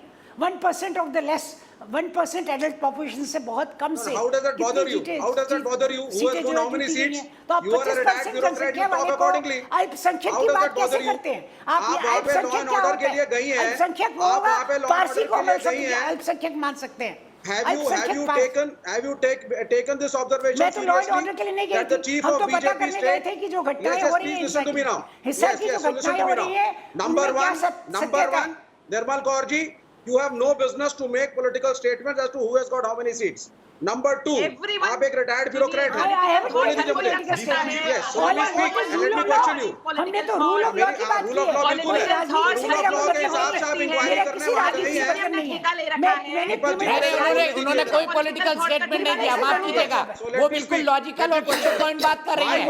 विवेक श्रीवास्तव जी सुन लीजिए, मैं बादल देवनाथ के पास चलूंगा। बादल देवनाथ जी बताइए, जवाब दीजिए। विवेक जी रुक जाइए एक मिनट, रुक जाइए एक मिनट। बादल देवनाथ जी जवाब दीजिए, क्या आप डिनाई कर रहे हैं आउटराइटली? वो महिला, मैं नाम नहीं ले सकता, फैक्ट शीट मेरे पास पड़ी है, आशुतोष में आ रहा हूं एक मिनट। बादल देवनाथ जी बताइए, आप डिनाई कर रहे हैं कि 60 साल की महिला से कोई रेप नहीं हुआ? बताइए, वो तो सुप्रीम कोर्ट में ऑन रिकॉर्ड गई है पिटीशन लेकर। बिल्कुल, मैं आपको ये कहना चाहता हूं, सुप्रीम कोर्ट में जो रिपोर्ट गया ठीक हुआ, लेकिन इनके पास कोई मेडिकल रिपोर्ट, कोई नाम, कुछ भी है? मैं इनको, निर्मला जी को मैं कहना चाहता हूँ, मैडम जी हाँ, बिल्कुल है, आप होम बिल्कुल मिनिस्ट्री है। दफ्तर हमारे को पास तमाम नाम है, तमाम खुश करने पीड़ितों के के लिए, वीडियोस भी है, होम नाम भी मिनिस्ट्री है। दफ्तर को खुश करने के लिए भाजपा का रिपोर्ट आप मत बनाइए। आप कमीशन के हेड है, आधिकारिक है, तो आप एक आपको टीएमसी का घर भी जाना चाहिए था। एक टीएमसी के कितना कार्यकर्ता होता हुई ना, उन लोगों के अगर हम पास चीज आपने नहीं है, क्यों नहीं आप किया? एक independent आप एक investigation भाजपा team का बनाइए। रिपोर्ट लेके क्यों आया? मैंने तो पहले ही आपको कहा, जो लोग आपको रिपोर्ट दे रहे वहां हम पर भाजपा बदल का में कोई किया रिपोर्ट था, नहीं है, उन लोग हमारा कौन भाजपा था? का रिपोर्ट नहीं वो है, लोकल ये सिविल गवर्नमेंट सोसाइटी का तो नहीं रिपोर्ट है। था, सिविल विपिन तो सोसाइटी नहीं की था। तरफ से हम वो लोग लोग आए। साझागेट हम लोगों का ये भाजपा किसी के जिला राजनीतिक ऑफिस पार्टी से रिपोर्ट का बुला के संबंध लेके ही नहीं आपको है। रिपोर्ट जस्ट बिकॉज आपको सूट नहीं कर रहा, पूरा आप उसको बंगाल में राजनीतिक जितना रंग देने की मीडिया है, कोशिश कर रहे हैं। जितना पत्रकार, राजनीतिक जितना नहीं है ये। पत्रिका है, हर चैनल में, हर रिपोर्ट में दिखाया आपको भाजपा ठीक के है, एक कार्यकर्ता मिनट। लोग निर्मल जी कह रही है कि ये लेके राजनीतिक लेके रिपोर्ट आपको बिल्कुल नहीं है। रिपोर्ट बादल देवनाथ जी सच को डिनाई मत करिए, फैक्ट्स है सुप्रीम कोर्ट के सामने। मैं प्रियंका जी के पास भी जाऊंगा, आशुतोष के पास जाऊंगा उससे पहले, लेकिन उससे पहले मेरे एक दर्शक रोहित सिंह लखनऊ से, रोहित क्या मानते हैं आप, हिंसा हुई है या नहीं हुई पश्चिम बंगाल में बदले की भावना से राजनीतिक प्रेरित? बिल्कुल, बंगाल में हिंसा हुई है। हेलो, बंगाल में हिंसा हुई है और मैं बंगाल से भी आया हूँ कुछ दिन पहले ही। बंगाल में मतलब बिजनेस करना और बलात्कार ये सब आम हो गया है। और आए दिन बलात्कार हो रहे हैं, किसी को बिजनेस नहीं करना दिया जा रहा है। मैं ममता सरकार से पूछना चाहता हूँ कि ये अत्याचार कब तक होता रहेगा लोगों पर? ये अत्याचार को बंद कराएं। और टीएमसी को वोट ठीक है, मैं आप ही की बात को लेके जाता हूं। देखिए आशुतोष, पॉलिटिक्स में परसेप्शन मैटर करता है। देश भर के लोग जानते हैं क्या इस हिंसा को जस्टिफाई किया जा सकता है। आप फैक्ट फाइंडिंग कमीशन की बात छोड़ दीजिए, आप मुझे बताइए क्या जो रोहित कह रहे हैं उनकी बात में आपको दम नजर आता है या नहीं? वो कह रहे मैं आया हूं, हो रही है, दिख रही है सामने, रिपोर्ट नहीं हो रही, वो एक अलग बात है। और हाँ, वहां पर कम्युनल फ्लेवर है। आप जानते हैं कैसे होती है अल्पसंख्यक और बहुसंख्यक की राजनीति। दीपक देखिए, अगर बलात्कार किसी भी राज्य के अंदर हो, बादल दा में आपके पास आऊंगा तुरंत, आशुतोष का नंबर है। हिंसा किसी भी प्रदेश के अंदर हो, किसी भी महिला के साथ बलात्कार हो, चाहे उम्र उसकी कुछ भी हो, वो कंडेमेबल है। उसकी किसी भी हद तक उसको जस्टिफाई करने की कोशिश नहीं करनी चाहिए। लेकिन मेरा बहुत सीधा सा सवाल है कि अगर पश्चिम बंगाल के अंदर 60 साल की महिला के साथ बलात्कार हुआ या 15 साल की महिला के साथ बलात्कार हुआ, क्या ऐसी घटना मध्य प्रदेश में नहीं होती? क्या ऐसी घटना हाथरस उत्तर प्रदेश में नहीं हुई है? क्या उसके लिए योगी आदित्यनाथ को जिम्मेदार ठहराया जाए? क्या उसके लिए शिवराज सिंह चौहान? ये सवाल में कोई लॉजिक नहीं है। एक मिनट, आप जब ये तर्क देते हैं और बार-बार चिल्लाते लोग कहते हैं 60 साल की महिला के साथ, आपने एक पर्टिकुलर पॉलिटिकल पार्टी को सपोर्ट किया, ये बात है यहाँ पर। मैं निर्मल कौर जी से पूछना चाहता हूं पहली बात, उन्होंने अल्पसंख्यक की एक परिभाषा बता दी कि इस देश के अंदर सिर्फ पारसी अल्पसंख्यक है। तो क्या इस देश के अंदर सिख अल्पसंख्यक नहीं है? क्या इस देश के अंदर मुसलमान अल्पसंख्यक नहीं है? क्या इस देश के अंदर ईसाई क्रिश्चियन अल्पसंख्यक? कैसे हो गए? निर्मल जी आप मुझे बोलने दीजिए प्लीज। आप डीजीपी के पद से रिटायर किए, आपको शोभा नहीं देता। अल्पसंख्यकों को सपोर्ट कर आप रहे हैं, डीजीपी के पद से रिटायर किए, आपको बीच में बोलना शोभा नहीं देता। आप मुझे बोलने दें। अपराधी है। निर्मल जी आप डीजीपी के पद पर से रिटायर हुई हैं, आपको शोभा नहीं देता। क्राइम राजनीतिक प्रवक्ता की तरीके से बोलना आपको शोभा नहीं देता। मुझे बोलने दें। आप शोभा तो ये भी नहीं देता कि आप क्राइम और निर्मल जी आप बीच में क्यों मुझे टोक रही हैं? आप क्राइम और पॉलिटिक्स को कंफ्यूज कर रहे हैं। आप मुझे क्यों आप लोगों के टोक रही हैं? आपका वक्त है तो आप बोलिएगा। आप मुझे बोलने का मौका देना। भारतीय जनता पार्टी के प्रवक्ता के आप क्राइम और पॉलिटिक्स को मिक्स कर रहे हैं। क्राइम अलग है, पॉलिटिक्स अलग है। मैं ऐसे बात नहीं कर सकता इनसे। आज तक नहीं हुआ और बनने का कोई इरादा भी नहीं है। ऐसे बात नहीं कर सकता। मुझे मेरा मन है। अच्छा एक निर्मल जी उनको आशुतोष को आखिरी 10 सेकंड में अपनी बात खत्म करने दीजिए। मैं आपके पास आऊंगा आशुतोष। कंप्लीट करने दीजिए उनको, बात में तुरंत उसके बाद आपके पास आऊंगा। मैं निर्मल जी से कहना चाहता हूं कि वो एक राज्य की डीजीपी के पद से रिटायर की है, इसलिए उनके तथ्य बहुत स्पष्ट होने चाहिए। क्या इस देश के अंदर सिख माइनॉरिटी नहीं है? क्या क्रिश्चियन माइनॉरिटी नहीं है? क्या मुस्लिम माइनॉरिटी नहीं है? अगर नहीं है तो आज केंद्र सरकार विड्रॉ कर ले उनका माइनॉरिटी स्टेटस। ये किस तरीके की बातें की जा रही हैं? पढ़े लिखे लोग, डीजीपी के पद पर रहने वाले लोग इस तरीके की भाषा का इस्तेमाल कर रहे हैं। और जहां तक बलात्कार की बात है, क्या उत्तर प्रदेश में योगी आदित्यनाथ की सरकार को जिम्मेदार ठहरा दिया हर बलात्कार की घटना के लिए? क्या शिवराज सिंह चौहान? नहीं। और दूसरी बात निर्मल जी से पूछना चाहता हूं कि हिंसा में कौन लोग शामिल थे? क्या टीएमसी के लोग शामिल थे? बीजेपी के लोग शामिल मिक्स नहीं कर सकते आप तो एफआईआर भी नहीं कर रहे हैं। आप तो निर्मल जी आप फिर बीच में बोल रही हैं। अरे भाई आप पढ़ी लिखी महिला हैं, आप क्यों बीच में बोल रही हैं? आपने पूरा वक्त लिया। निर्मल जी बोलिए। आप हमें कैसे भी कुछ भी गलत इल्जाम लगाए, हम जवाब नहीं देंगे। आप बात में बोलिए ना, आप बात में बोलिए, आप बात में बोलिए ना। मैं समझ में क्यों बोल रही हूं? राजनीति और अपराध को मिक्स कर रहे हैं। राजनीति और अपराध को आप मिक्स कर रहे हैं। राजनीति खत्म होती है, कहाँ अपराध आगे आता है? कोई अपराध की मैं एक ही बात कहूंगा डीजीपी के पद से रिटायर हुए लोगों को भारतीय जनता पार्टी के प्रवक्ता की तरीके से नहीं बोलना चाहिए। नो मैं एक ही बात कहूंगा, आप डीजीपी के पद से रिटायर किए हैं। अरे भाई आप अगर भारतीय जनता पार्टी के विरोधी के तौर पर बोल सकते हैं तो वो समर्थक के तौर पर क्यों नहीं बोल सकते? बताइए ना। आप भी पत्रकार से नेता बने, फिर पत्रकार बन गए। कुछ लोगों को जो आप क्लेम कर रही को इंडिपेंडेंट किसने बनी है बात? किसी बढ़िया लोगों को गिरफ्तार कीजिए। नहीं आप निर्मल को आशुतोष जी की बातें जो है, आपकी सारी आशुतोष जी की बातें हूबहू ममता बनर्जी से मिल रही है। तो क्या वो डिफेंड कर रहे हैं ममता बनर्जी को? किसी भी व्यक्ति को किसी भी पॉलिटिकल पार्टी के समर्थक के तौर पर बोलने कहा कि मैं सीधे प्रियंका जी को बहस में लाऊंगा। प्रियंका जी मुझे बताइए, प्रियंका जी मुझे बताइए, आशुतोष कह रहे हैं कि एमपी में भी बलात्कार हो रहे हैं, यूपी में भी हो रहे हैं। बिल्कुल बंगाल की हिंसा को जस्टिफाई किया जा सकता है स्टेटमेंट से? बताइए। बिल्कुल मैं यही कहूंगी कि आप किसी अपराध को हिंसा से मैच करके जस्टिफाई करने की कोशिश करें, ये भी किसी पढ़े लिखे इंसान को शोभा नहीं देता। दूसरी बात, आशुतोष जी की भाषा जो है वो हूबहू ममता बनर्जी से मिल रही है, तो क्या वो ममता बनर्जी को डिफेंड कर रहे हैं? तीसरी बात, अभी बादल देव जी ने कहा कि कोई सबूत ही नहीं है। मैं ये कहती हूँ कि 154 सीआरपीसी में जो एफआईआर रजिस्टर होती है, क्या वो सबूत नहीं? जो मेडिकल रिपोर्ट्स गवर्नमेंट अस्पताल जो कि सरकारी अस्पताल है, अगर उसने कहा रेप हुआ, उसने कहा कि पॉक्सो के अंदर मामला दर्ज है, तो क्या वो सबूत नहीं है? अगर है तो एफआईआर का नंबर है 118/21 और पॉक्सो एक्ट में दर्ज हुई है फरक्का का इंसिडेंट से। और इन्होंने कहा था ना कि 2 तारीख के बाद 5 तारीख के बाद कोई हिंसा नहीं हुई, तो ये 11 जून की हिंसा का सबूत है। तो इसीलिए टीवी पर आकर के झूठ बोलने से कुछ भी सच नहीं हो जाएगा। बादल देवनाथ को दिखाइए प्लीज।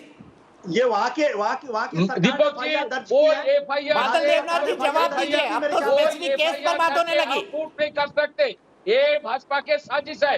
वो एफआईआर करके आप नहीं ऐसे झूठ मत दिखाइए। अरे ये आपके सरकारी आपके आपकी पुलिस ने रजिस्टर की है, जिस पुलिस को आप चलाते हैं उन सरकारी अस्पतालों ने लिखा है बादल देवनाथ और प्रियंका जी, फिर आप कहेंगे कुछ नहीं हुआ, तो क्या लोग अपनी जान दे के साबित करें ये हिंसा हो रही है? अरे लज्जा आनी चाहिए, लज्जा आनी चाहिए।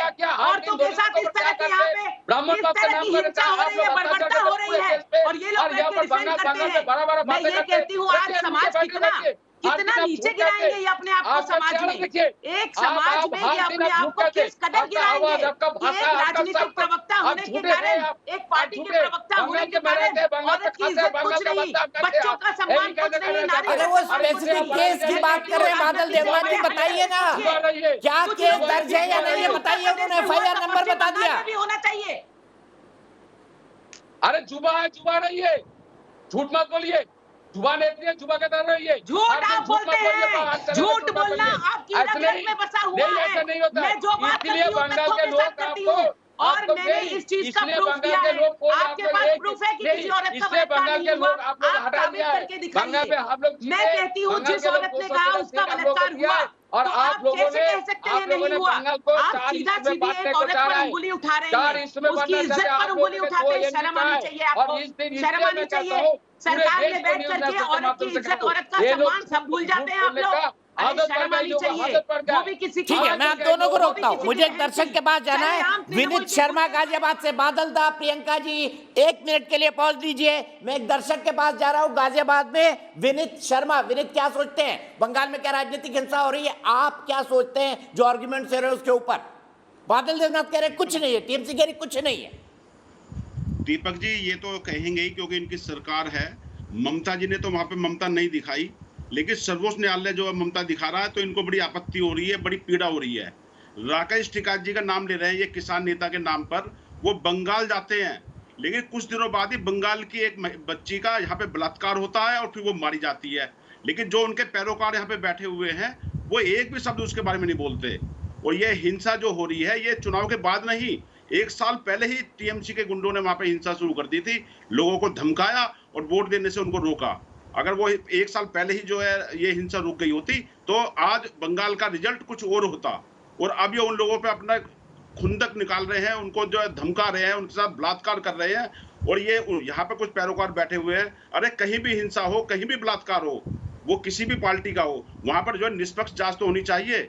लेकिन ये एकदम ऐसे पैरोकारी करके आ गए। अभी कल भी गाजीपुर बॉर्डर पर एक दलित समाज के नेता का वहां पर जो सम्मान हो रहा था, लेकिन इन किसान नेता जो बैठे हुए तथाकथित, जो बाद में किसान का नाम लेते हैं हिंसा करने के बाद, उन पे हमला किया। वहां महिलाओं को भी नहीं बख्शा गया, तलवारों से, भालों से और दुनिया भर के हथियार लेकर वहां पर जो है राहगीरों को भी पीटा गया, गाड़ियों के शीशे तोड़े गए। और ये जो आशुतोष जी यहाँ पे बैठे हुए, इन्हें शर्म आनी चाहिए झूठ बोलते हुए। ये वहां मौके पे थे, कहीं भी बैठ जाते हैं, रुपए लेकर जो झूठ बोलते हैं टीवी पे बैठकर। इनको लिहाज नहीं आती बिल्कुल भी। कभी कांग्रेसी बन के बात करेंगे, कभी आप बन के बात करेंगे, कभी नक्सली बन के बात करेंगे। इनको बिल्कुल शर्म लिहाज नहीं आती, बिल्कुल झूठ बोलते हैं यहाँ कभी जो है शर्म आनी चाहिए इनको बिल्कुल जो है। आपके खिलाफ केस होगा, आपके खिलाफ केस होगा, सावधान हो जाइए। संख्या कम नहीं है, खिलाफ केस होगा। समस्या कोई रेप नहीं होता है। आप लोग उत्तर प्रदेश में ठीक है, ये तो हकीकत है। विवेक श्रीवास्तव जी, बंगाल की एक बेटी के साथ किसान आंदोलन में बलात्कार हुआ, उसकी मृत्यु हो गई। आऊंगा इस बात पर, रोहित सिंह जी की बात पर, रोहित की बात से ही बहस को आगे बढ़ाऊंगा ब्रेक के बाद। तो बंगाल में राजनीतिक हिंसा पर हम बात कर रहे हैं। हमारे साथ कई सारे खास मेहमान जुड़े हुए हैं। बंगाल में पोस्ट पोल जो वायलेंस हुई थी उस पर एक फैक्ट फाइंडिंग कमेटी गई थी, जिसमें निर्मल कौर जी जो फैक्ट फाइंडिंग कमेटी के मुखिया के तौर पर काम कर रही थी, पूर्व डीजीपी हैं, पंजाब से आती है निर्मल कौर जी, वो भी हमारे साथ जुड़ी हुई हैं। मेरे साथ प्रियंका टिब्रीवाल हैं, भारतीय जनता पार्टी की फायर ब्रांड प्रवक्ता। मेरे साथ वरिष्ठ पत्रकार आशुतोष हैं, जो आम आदमी पार्टी के नेता भी रह चुके हैं। मेरे साथ अवनीश अवस्थी जी हैं, DU के प्रोफेसर और साथ ही साथ राजनीतिक विश्लेषक। मेरे साथ बादल देवनाथ जी है टीएमसी से। मेरे साथ विवेक श्रीवास्तव जी है। विवेक श्रीवास्तव जी, रोहित सिंह ने बिल्कुल सही बात कही थी। आप लोग तब खामोश थे जब एक बंगाल की बेटी का बलात्कार करके उसे मार दिया गया, तब आप लोग खामोश थे। किसान आंदोलन में क्राइम हो गया, ये आपके लिए क्राइम था। आपके चैनल पे डिबेट करी थी, दर्शक ने बिल्कुल सही याद दिलाया। नहीं, कैसी दोगली बातें हैं दर्शक ने बिल्कुल गलत बोला है। लोग जो है दर्शक ने किसानों के लिए नक्सली शब्द यूज किया है, किसी को भी जस्टिफाई कर देंगे। नहीं, मैं जस्टिफाई नहीं कर रहा हूँ। उस पे भी हमने डिबेट की थी, आप ही के चैनल पे की थी। बिल्कुल नहीं किया है। अब आप बलात्कार पे नहीं बोलेंगे कि वहां पर बंगाल की बेटी का बलात्कार कैसे हो गया, उस पर नहीं बोलेंगे। अनफॉर्चुनेट था, लेकिन इसका मतलब ये नहीं कि राकेश टिकैत को नक्सली घोषित करेंगे, जिनसे आपने भी बात कराई थी फोन पर। मतलब जिम्मेदारी से बच गया। तो ये सारे किसान नक्सली हैं क्या? लेफ्ट पार्टी टीएमसी की पैरोकारी कर रही है भारतीय जनता पार्टी को गाली देने के लिए। बिल्कुल कोई नहीं कर रहा है। जिन लोगों ने आपका सुपड़ा साफ कर दिया पश्चिम बंगाल से, आप उनके हिमायती बन गए। आपने अरे छोड़िए विवेक श्रीवास्तव जी, मैंने कुछ नहीं कहा, ना मैंने कहा ना इन शब्दों का मैंने आज तक इस्तेमाल किया अपने डिबेट में। नहीं, अभी जिन्होंने फोन पे बात करी वो यही कह रहे थे नक्सली एलिमेंट घुसे हुए हैं। गजब बात है। बंगाल की एक बेटी की हो गई, हत्या कर दी गई उसकी, उसके साथ बलात्कार किया गया, किसान आंदोलन के नाम पर उसको लाया गया, सोशल मीडिया की कार्यकर्ता थी, तब हम लोग गायब हो जाते। वो गलत था, जो हुआ गलत था, सबने निंदा की थी, तो जनता यही सोचती है। देखिए वो गलत था, अब मिलने लगे। है अभी जो इंक्वायरी निर्मल कौर कर रही है वो गलत है। वो इंक्वायरी जो निर्मल कौर कर रही है होम मिनिस्टर के कहने पे कर रही है। अच्छा, खड़ी होकर के Nirmal Kaur ji, I am very sorry to से बीजेपी की बैटिंग बताइए ना। इंक्वायरी आपके कहने पर मैं बता देता हूँ, तो आपके कहने पे इंक्वायरी कीजिए, बताइए ना। हाईकोर्ट के ऑर्डर के भाई टीएमसी और लेफ्ट का अलायंस मुबारक को बादल देवनाथ, टीएमसी और लेफ्ट का अलायंस मुबारक को आपको बादल देवनाथ जी। मैं आपको कहना चाहता हूँ दीपक जी, विवेक जी एक सेकंड, बधाई हो बादल देवनाथ जी, आज टीएमसी और लेफ्ट का अलायंस हो गया। टीएमसी और लेफ्ट बधाई हो बादल देवनाथ जी। पॉलिटिक्स ऑफ बीजेपी के खिलाफ है। ऐसा यहाँ निर्मल कौर बैठ करके भारतीय जनता पार्टी की प्रवक्ता बनकर के आई है। विवेक जी एक सेकंड, दीपक जी, अरे गजब बात कर रहे हैं आप। अरे मैं होम मिनिस्टर के कहने पे जांच क्यों, प्राइम मिनिस्टर के कहने पे जांच क्यों, किसी भी अधिकारी को जांच करने का अधिकार है कि नहीं भारतीय लोकतंत्र में, बताइए। वो टीएमसी के साथ सब लोग एक साथ मत बोलिए। बादल देवनाथ, उसके बाद प्रियंका टिब्रेवाल। बधाई हो बादल देवनाथ जी, क्या कहेंगे नए अलायंस पर? मैं आपको उससे पहले कहना चाहता हूँ, देश पूरे, अरे वो आपके किसान आंदोलन वाले आए थे ना कोलकाता, ममता दीदी से मिलने, बंगाल की एक बेटी को लेकर आए, उसके साथ बलात्कार किया 3 दिन तक, फिर जला के मार दिया उसको। आपको पता है बादल देवनाथ जी ऐसा हुआ है? नहीं, पहले बताइए 4 लाख के ऊपर लोग कोविड में मर गया, इसका जिम्मेदार किसका है? इसका जिम्मेदारी कौन लेगा? देश के प्रधानमंत्री को लेना पड़ेगा। 4 लाख के ऊपर कोविड में मर गया ना, राज्य संभालने की बंगाल में कितने बड़े बताइए ना, उसकी जिम्मेदारी लेके ममता बनर्जी सरकार छोड़ दिया, पूरे देश के लोगों को मारने के लिए छोड़ दिया। एक प्रधानमंत्री की इंक्वायरी पे हमारा विश्वास नहीं है, होम मिनिस्टर द्वारा की गई इस इंक्वायरी पे हमारा विश्वास नहीं है। और यहाँ निर्मल कौर जी की सारी रिपोर्ट एंटी आएगी, ये सब लोग मत बोलिए। विवेक श्रीवास्तव जी एक मिनट। बादल देवनाथ जी आपने अपना पॉइंट रख दिया, प्रियंका जी का टाइम है, प्रियंका जी बोलिए क्या कहेंगी लेफ्ट और टीएमसी के अलायंस पर प्रियंका जी, फिर मैं आशुतोष और निर्मल कौर जी के पास जाऊंगा और अमित जी के पास। जो सीपीएम जो है वो कभी कांग्रेस के साथ हाथ मिलाने में नहीं शर्माया, तो टीएमसी के साथ हाथ मिलाने में क्या शर्माएगा? आखिर जो है चोर चोर मौसेरे भाई। दूसरी बात ये कि जो मुख्यमंत्री चुनाव के समय कह रहे थे फ्री वैक्सीन दूंगी, उन्होंने ही वहां आए हुए तिरपाल तक उनके पार्टी के लोगों ने चुरा लिए। जो पैसा केंद्र सरकार ने भेजा था वो भी चुरा लिया। देखिए ये एक ऐसी सरकार है जो प्रजातंत्र को नहीं मानती, संविधान को नहीं मानती, फेडरल स्ट्रक्चर को नहीं मानती, गवर्नर को नहीं मानती, हाईकोर्ट को नहीं मानती और अब सुप्रीम कोर्ट को नहीं मानती, एनएचआरसी पे उंगली उठाती है। आप मुझे बताइए ना, इनको देश में रहने का अधिकार है? ये देश में रहने लायक बादल देवनाथ जी लगातार मत बोलिए प्लीज। कोई भी संस्था में विश्वास नहीं करते तो क्या इनको अधिकार है? हाँ, लेकिन इनको हाईकोर्ट पर तब जरूर विश्वास आ जाता है जब इनके चोर नेता जेल जाते हैं और उनको हाईकोर्ट बेल दे देती है और मुख्यमंत्री उन चोरों को बचाने के लिए सीबीआई के दफ्तर के बाहर बैठ जाती है, एक करप्टेड कमिश्नर के घर बाहर बैठ जाती है।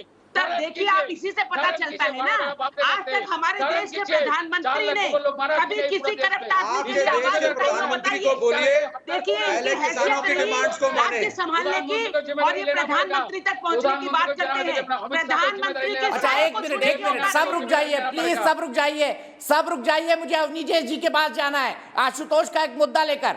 अवनीश जी मुझे बताइए, आशुतोष ने कहा कि बिहार में भी बलात्कार, उत्तर प्रदेश में भी बलात्कार होता है, मध्य प्रदेश में भी होता है, तो इसको क्या माना जाए? क्या पोस्ट पोल वायलेंस को इससे कंपेयर किया जा सकता है आशुतोष के लॉजिक के हिसाब से?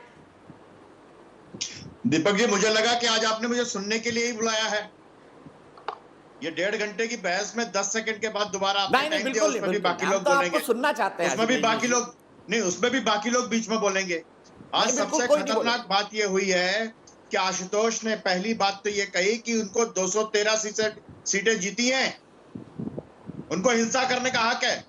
क्या कहें उत्तर प्रदेश में जिसने 325 सीटें जीती हैं, कुछ भी करने का हक है क्या योगी आदित्यनाथ को? 303 सीटें जीतने वाली एनडीए बीजेपी को क्या राज्य में, देश में कुछ भी करने का हक है क्या? और जब बलात्कार की बात हो रही थी तो आशुतोष हंस रहे थे। जब किसान आंदोलन में होने वाले बलात्कार की बात हो रही थी तो आशुतोष हंस रहे थे, और उन्होंने कहा कि इसके लिए क्या ममता बनर्जी को नहीं ठहराना चाहिए दोषी अगर बलात्कार होता है तो? बाकी राज्यों में होता है। यह है दोमोही नीति इनकी, यह है घटिया राजनीति, जिसके कारण एक दर्शक ने जिस तरीके से गरियाया है ना, इस तरीके से जनता गली आती है इनको, इस तरीके से, इसलिए इनकी एक भी सीट नहीं आई वहां पर। आज यहाँ पर टीवी चैनल पे बैठ के कुछ भी कह ले, बंगाल की जनता देख रही है, बंगाल की जनता वहां पर बॉर्डर पे बैठा किसान लोग देख रहे हैं ना कि किस तरीके से देख रहे हैं वहां पर क्या हो रहा है। आप कर लीजिए हिंसा का समर्थन, ऐसे 30 साल तक समर्थन किया था ना वाम मोर्चे का, और बाल पकड़ करके खींचे जाते थे राइटर्स बिल्डिंग से ममता बनर्जी का। हल हुआ था तो हम साथ थे ना, हम उस हिंसा के खिलाफ थे, उस हिंसा के भी खिलाफ थे।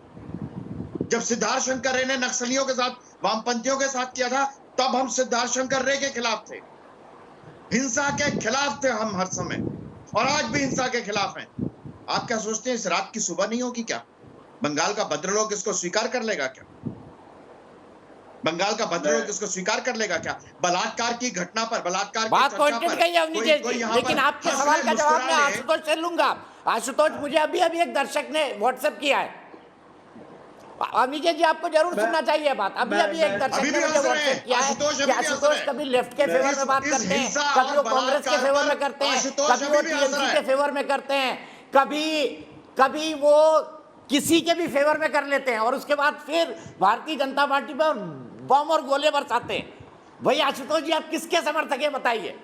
कि बीजेपी के विरोधी? कोई दर्शक पूछ रहा है, मैं नहीं पूछ रहा हूं। देखो, मैं तो दीपक चौरसिया का प्रशंसक हूं, और मैं दीपक चौरसिया का बहुत पुराना प्रशंसक हूं, आज से नहीं हूं। मैं 2 बातें कहना चाहूंगा। जिस तरीके से अवनीश जी ने, वैसे उनका परिचय देते समय आपको ये बोलना चाहिए कि आरएसएस के आदमी है। आपने मेरे में आम आदमी पार्टी जोड़ा, इनके साथ आरएसएस जोड़ दी, आपको जोड़ना चाहिए था। लेकिन अगर मैं इस वक्त ऑस्कर की कमेटी में होता तो हमेशा बोलते हैं तो आरएसएस के जानकार, हाँ, निश्चित तौर पर मैं इनको ऑस्कर का अवार्ड देता था, फिल्म फेयर अवार्ड निश्चित तौर पर एक्टिंग का इनको देता, क्योंकि इनको सरदार पटेल की चिट्ठी याद नहीं, जब महात्मा गांधी की हत्या के बाद सरदार पटेल ने लिखा था, और उन्होंने कहा था नफरत की जो राजनीति इन लोगों ने फैलाई है। समय देना, मुझे बोलने दीजिए। तो सरदार पटेल ने वो चिट्ठी लिखी थी, और उसमें कहा था कि नफरत की राजनीति जो इन लोगों ने फैलाई है, उसने गांधी जी की हत्या की है।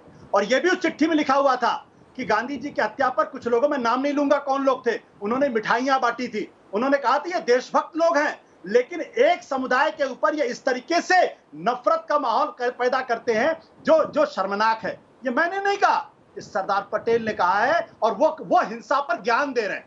महत्वपूर्ण बात यह है कि ये हिंसा पर ज्ञान दे रहे हैं। मैं ये नहीं कहूंगा, कुछ और भी कहना चाहते हैं, लेकिन ये हिंसा पे ज्ञान दे रहे हैं। इनको जरा बोलिए हिंसा पे ज्ञान देना बंद कर दें, आप नफरत फैलाते हैं। सरदार पटेल ने ये बात आपके बारे में कही, माफी मांगी थी आप लोगों ने, क्योंकि महात्मा गांधी की हत्या के आरोप में आरएसएस के प्रमुख, जो इनका परम श्रद्धेय कहते हैं, उनको जेल जाना पड़ा था। माफी मांगी थी। सरदार पटेल ने कहा था कि संविधान की कसम खाइए, तिरंगे का अपमान आप लोग करते हैं। कह दीजिए नहीं कहा था, कह दीजिए मैं गलत कह रहा हूं।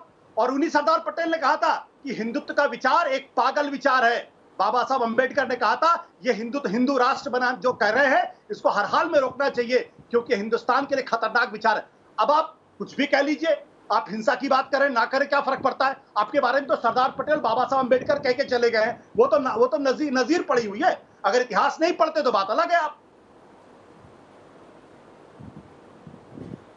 दीपक बोलो, आप भी ना थोड़ा थोड़ा अधूरा इतिहास पढ़ते हैं। इतिहास का ज्ञान अधूरा है कि पूरा है, बता दीजिए। हाँ सुन लीजिए ना, अब सुनिए ना, आप एक ही पक्ष पढ़ते हैं, एक ही पक्ष। दर्शक भी यही कह रहे हैं, मैं भी यही कह रहा हूं आपको। अवनीश जी सुन लीजिए जवाब। सरदार पटेल ने राष्ट्रीय स्वयंसेवक संघ से प्रतिबंध हटाते हुए ये सार्वजनिक रूप से कहा और जवाहरलाल नेहरू को खत लिखा, जो आशुतोष नालायकी में बताना नहीं चाहते कि उन्होंने कहा कि कोई भी ऐसा प्रमाण नहीं मिला है जिसमें राष्ट्रीय स्वयंसेवक संघ की गांधी की हत्या में कोई संलिप्तता पाई गई।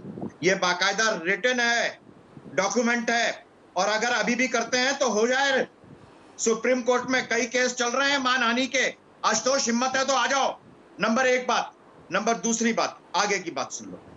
हिंसा कौन सी हिंसा है तगड़ी मिर्ची लगी है इनको, जिसमें हमने किया, जिसमें मिर्ची लगी है? अरे झूठ तुम बोल रहे हो, झूठा ये आदमी जिसके बारे में पता नहीं क्या क्या कहा था। चुनाव के समय अपनी जात लिख लेता है आशुतोष गुप्ता, अदरवाइज वो आशुतोष होता है। ये देखिए व्यक्ति इतना जातिवादी है, ये इतना जातिवादी है, ये इतना जातिवादी है जिसके बारे में अरविंद केजरीवाल ने कई बार कहा था कि पिछवाड़े पे लात मार के बाहर निकाल दिया मैंने। हमें दिखा रहा है, हमें दिखा रहा है। ये देखिए, ये आरएसएस की शाखा में इनकी ट्रेनिंग हुई है। आरएसएस की शाखा में ट्रेनिंग लोग हैं, इनकी भाषा नहीं समझा। अम्बेडकर के बारे में, और एक नहीं, सरदार पटेल ही नहीं, तीन कमीशन हुए, तीन जुडिशियल कमीशन हुए, इंक्वायरी हुई। शाखा में सुबह ने भी नहीं कहा कि राष्ट्रीय देख लिया इनके नेता राहुल गांधी, बहुत खुश हो गया विवेक श्रीवास्तव जी को हंसते देख लिया। चल रहा कोर्ट में इनके आरएसएस की असली औकात आशुतोष जी ने दिखा दी ना। गांधी के हत्यारा कहने पे आपके आरएसएस की क्या औकात है सब जानते हैं। आरएसएस की ये आदमी भी माफी मांगेगा, भी माफी मांगेगा। सीताराम केसरी जी पे लंबा मुकदमा चला था, उनको भी माफी मांगनी पड़ी थी। आदमी बलात्कार की खबर पर फर्क नहीं पड़ता है, जो चुनाव के समय अपनी जात लेके आता हो वो हमें ज्ञान दे रहा है। नहीं बोल दीजिए ना कि हिंदू राष्ट्र गलत कॉन्सेप्ट है, वो हमें ज्ञान देगा। अवस्थी जी बोल दीजिए ना हिंदू राष्ट्र गलत कॉन्सेप्ट है। मैं वापस टॉपिक पर आता हूं। निर्मल कौर जी, मेरे कंक्लूजन का टाइम आ गया है। मैं अब इस बहस को आगे नहीं बढ़ाऊंगा। इस बहस के लिए एक दिन रखेंगे जब अवनीश जी और आशुतोष आमने सामने होंगे और दोनों डॉक्यूमेंट लेकर आएंगे। ऐसी एक बहस हम जरूर करेंगे। लेकिन निर्मल कौर जी, विषय पर वापस आते हुए मैं आपसे जानना चाहता हूं, इस फैक्ट फाइंडिंग कमेटी में के पॉलिटिकल मोटिव ढूंढे जा रहे हैं, हम वहाँ हैं। किस आधार पर आपने बनाई थी पहले फैक्ट फाइंडिंग कमेटी, ये भी बता दीजिए। हम वहाँ हैं जहाँ से कहते हैं ना कि हम वहाँ हैं जहाँ से हमको हमारी खबर नहीं आती। ये अपराध, जघन्य अपराध होना अपने आप में बहुत गलत बात है। बलात्कार है, हत्या है, ऐसा फोर्सिबल मास एक्सोडस है, आगजनी की घटनाएं हैं, लाइवलीहुड, बहुत सारी माइनॉरिटीज को इसके लिए रिस्पांसिबल मानते हैं। ये अपने आप में बहुत गलत बात है। मुसलमानों को इसके लिए रिस्पांसिबल मानती हैं। और तो दिलीप घोष कह रहे हैं, पहले ये बता दीजिए जरा। देखिए इसका सवाल में Do you hold the Muslims responsible? मुझे बोलने as Dilip Ghosh has said? मेरा ये कहना है कि ये अपराध अगर इसलिए हो और अगर ये अपराध इसलिए आप करें, करने दीजिए ना, आपके पास भी आऊंगा, नहीं तो टाइम खत्म हो जाएगा। हम आपको पीड़ित कर रहे हैं, हम आपको विक्टिम बना रहे हैं। अगर आप अपने मन से राजनीति नहीं करेंगे, अगर आप मेरे से मेरे अपने मन का वोट देने का अधिकार छीन लेते हैं, तो मेरे और किसी अधिकार के कोई मायने नहीं है। ये जो सब हिंसा हुई, ये सारी हिंसा इस परिप्रेक्ष्य में हुई है। ये हिंसा इसलिए हुई है कि राजनीति, आप अपने मन से राजनीति नहीं कर सकते, अपने मन की राजनीतिक पार्टी को वोट नहीं दे सकते, इसके लिए हिंसा होना कोई आवश्यक नहीं। ये इसके लिए अगर आप हिंसा करते हैं तो अपराध का भी बहुत बड़ा अपराध है, जिसके की खामियाजा आपकी कितनी पीढ़ियों ने आपके लिए प्रजातंत्र मेहनत करके लाया, और आज आप इसको इतने आराम से उड़ा देंगे तो आने वाली पीढ़ियां इसका खामियाजा भुगतेंगी। अपने मन से वोट देने बादल देवनाथ जी लगातार नहीं, होना चाहिए कि अपने मन से वो वोट दे और किसी के ऊपर कोई अपराध नहीं हो। अपराध का अगर विक्टिम बना के किसी को फोर्स किया जाता है। ठीक है, बादल देवनाथ जी, आखिरी सवाल आपसे, मुझे बताइए, क्या ममता बनर्जी पश्चिम बंगाल की उन लोगों की मुख्यमंत्री नहीं है जिन्होंने उनको वोट नहीं दिया? मुझे जवाब दीजिए इस बात का। इसका जवाब इसलिए मैं ऐसे मैं देना चाहता हूं, स्वास्थ्य साथी जो कार्ड होता है 5 लाख के फ्री चिकित्सा जो इलाज मिलता है। ममता बनर्जी ना भाजपा ना कांग्रेस ना सीपीएम ना बीजेपी ना टीएमसी किसी को देखता, सबको मिलता है, सबको फ्री राशन आज भी देता है, फ्री राशन दे रहा है, सबको मिला। और मैं खुद अपने इलाका में 2000 के ऊपर भाजपा कार्यकर्ता को 3-4 जिला में वैक्सीन मैंने दिया।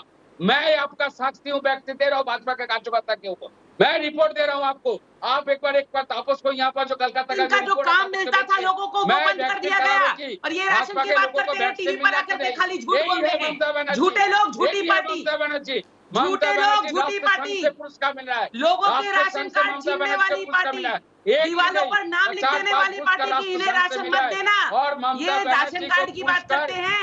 अरे गरीबों के साथ जो अत्याचार कर दिया, मैं कहती हूँ मुफ्त में कुछ भी मत दो, उनको बख्श दो, जीने का अधिकार दो जो संविधान ने दिया है। आप तो वो अधिकार तक छीन ले रहे हैं। आप मुफ्त में किसी को क्या देंगे? अरे मुफ्त में किसी को क्या देंगे? बादल देवनाथ जी रुक जाइए। प्रियंका जी क्लोजिंग कमेंट आपका, क्या बादल देवनाथ सच बता रहे हैं? बताइए। ये एकदम झूठे लोग हैं। ये मुफ्त में किसी को क्या देंगे? केंद्र सरकार से आया हुआ राशन भी आधा खुद ही चुरा करके खा जाते हैं। और अभी हिंसा के कारण लोगों के राशन कार्ड से छीन लिए, दीवालों पे लिख दिया कि इन्हें कोई राशन नहीं दे। 100 दिन का जो काम था मजदूर लोगों का वो तक बंद कर दिया। ये क्या देंगे? देखिए जो खुद, मैं कहती हूँ जो बादल देवनाथ जी लगातार नहीं, प्रियंका का टाइम जीने का अधिकार मिला हुआ वो तक ये छीन ले रहे हैं। प्रतिहिंसा की राजनीति कर रहे हैं ये लोग, वेंडेटा पॉलिटिक्स कर रहे हैं ये लोग, निरंकुश वैमनस्यता दिखाई है इन लोगों ने लोगों के साथ। मैं कहती हूँ इस वैमनस्यता का परिचय इन्होंने दिया है जब हिंसा में लोगों की जानें चली जा रही। ये बात करते हैं देने की, इन्होंने सिर्फ पश्चिम बंगाल के लोगों से छीना है, दिया कुछ भी नहीं। संविधान में जीने का अधिकार तक छीन लिया इन लोगों ने।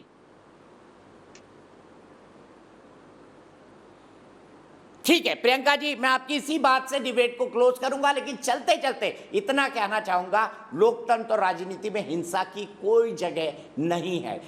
हमने सवाल पूछा था कि क्या इसकी एसआईटी जांच होनी चाहिए। देश के बहस के 94% दर्शक मानते हैं कि बंगाल में जो पोल वायलेंस हुई है, सुप्रीम कोर्ट में पिटीशन लगी है कि एसआईटी जांच होनी चाहिए या नहीं। सुप्रीम कोर्ट इस पर आदेश देगा, लेकिन देश की बहस के दर्शकों का मानना है 94% का कि इस पोल वायलेंस की एसआईटी से जांच होनी चाहिए। फिलहाल एक ब्रेक।